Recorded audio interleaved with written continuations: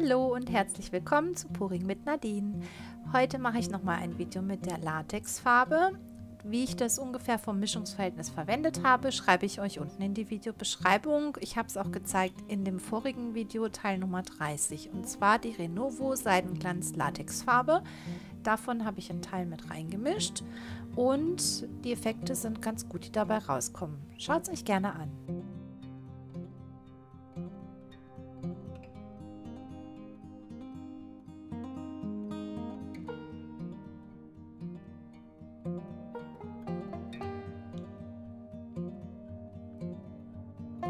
Das mit den Löchern in den Boden pieksen, das müsst ihr nicht unbedingt machen. Also ihr könnt auch den Becher so einfach sanft anheben.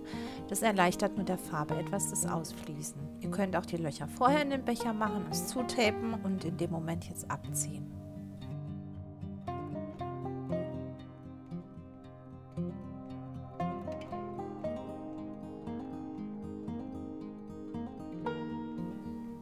Beim Schwenken sehr vorsichtig und langsam vorgehen.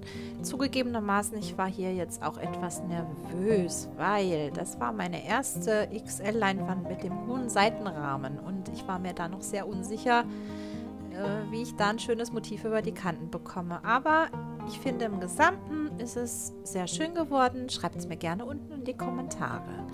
Und für die, die die Outtakes vermisst haben, heute gibt es wieder welche.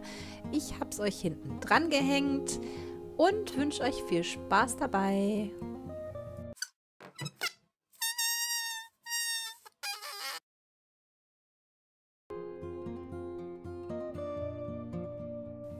Ja, wie? Ich mache das gleiche nochmal. Nein, das war der allererste Versuch mit der hohen Leinwand.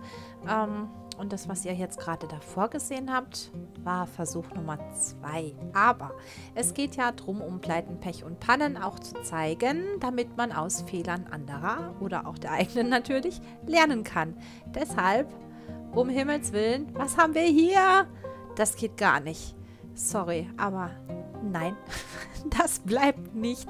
Also ich bin froh, dass ich es nochmal für euch neu gemacht habe und für mich natürlich auch. Freue mich, dass ihr wieder dabei wart. Das war's für heute. Bis zum nächsten Mal. Eure Nadine.